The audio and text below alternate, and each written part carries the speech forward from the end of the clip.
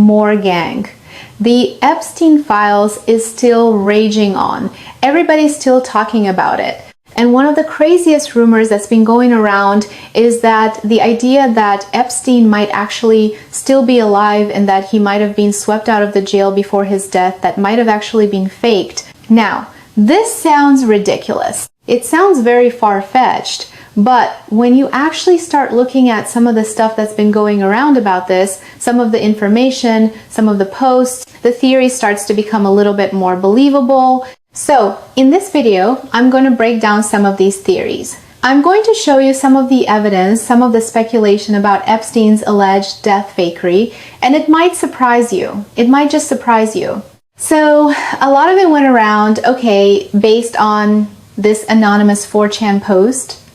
And I know what you're thinking. Okay, anonymous 4chan post, what does that mean? Well, it is actually very interesting, okay?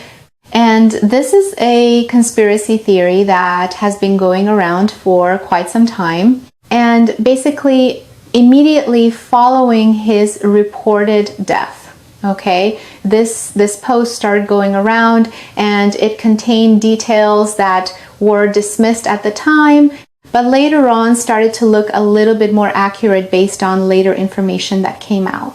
This person said, "Not saying anything after this, please do not try and dox me. But last night after 4:15 a.m. count, they took him medical in a wheelchair, front cuffed, but not one triage nurse says they spoke to him." Next thing we know, a trip van shows up. We do not do releases on the weekends unless a judge orders it.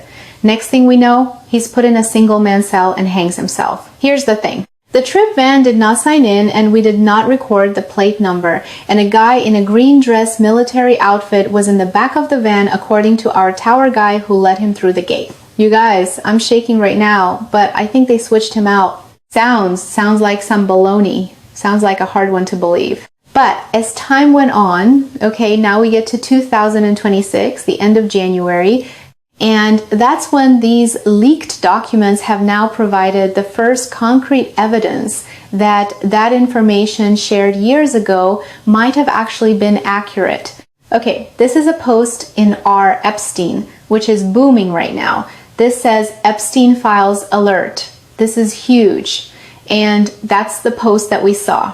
Okay, now let me read you the post. It says, "The individual who anonymously posted on 4chan on the morning of Epstein's death, August the 10th, 2019, claiming he witnessed weird happenings at the prison before Epstein's death has been identified in the Epstein files." Roberto Gravala was an officer at the Metropolitan Correctional Center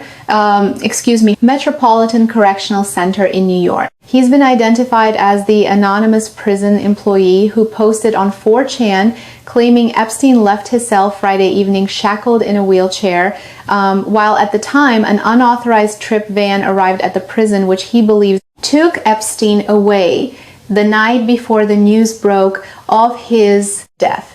Now, how crazy is that? It says in the FBI files, it confirms that that was a post really made by somebody who worked at the Metropolitan Correctional Center, and he's been identified. Now, the day after Epstein's death, U.S. Attorney Jeffrey Berman of the Southern District of New York opened a grand jury proceeding and subpoenaed 4chan, Apple, AT&T, and Citibank for records aiming to uncover his identity following the anonymous 4chan post. His name is not redacted on his bank records that were included in the Southern District of New York subpoena response from Citibank for his 4chan post and ties to the same prison officer, Roberto Gravala, whose statements were released as part of the prison's investigation into Epstein's death. This is huge. We now have validation that the 4chan post from August the 10th, 2019 is a legitimate eyewitness account from an MCC prison officer that Epstein might have been switched out before news broke of his alleged suicide. So, let's see the evidence. That was the post, and this is basically the FBI report. They got his IP address, they said that he posted in poll, they basically reproduced the actual comment there. This is in the FBI report. This is them basically getting not only his name, but also his signature that connects to his bank accounts. This is a memorandum from the government. It proved that he was working there, okay? And basically on Friday, approximately at 1:50 p.m. Gravala passed on to oncoming staff member Officer Davis was present with shift staff Shakir and joiner that inmate Ray was going WAB and may not return.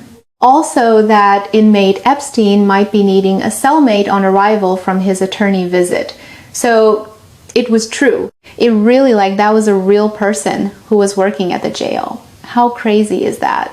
Now, people in the comments, they're saying, I feel bad for this guy. He's got to be scared for his life. They're saying, me too. He's absolutely cooked. What a whistleblower, though. The subpoena proves that the government was broadly complicit in this entire operation. Says, as of 2023, he was still employed, but going to trial for hurting an inmate.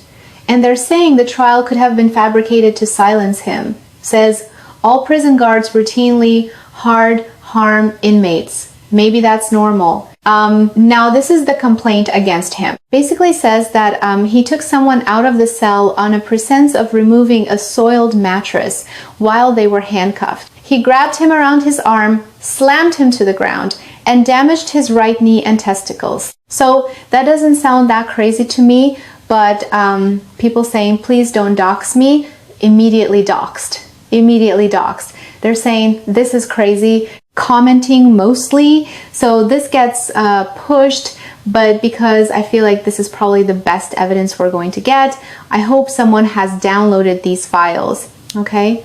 People saying, all right, this is hijacking your comment. The 4chan post pictured here was likely not made by Gravala. See 4chan post from that morning here. H, the third 4chan post, the one about the swap, came from a different IP address than the other three and locates to Chicago. Here's the unredacted file. The subpoena for the phone records, bank records, etc. is where the name Roberto Gravala appears.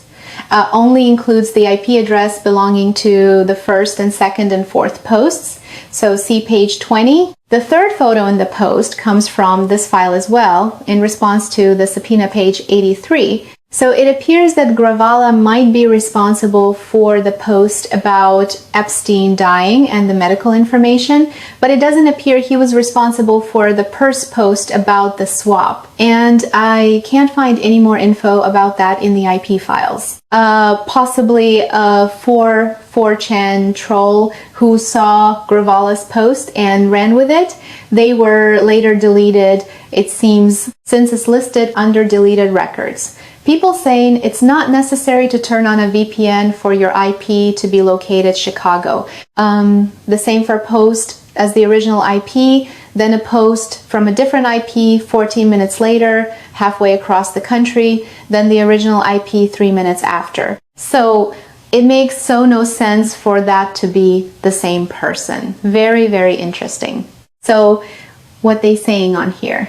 So that was that post. That was the original post that we saw. It says, first post above claiming Epstein was dead at 8:16 Eastern Time wouldn't be reported until 8:56 a.m.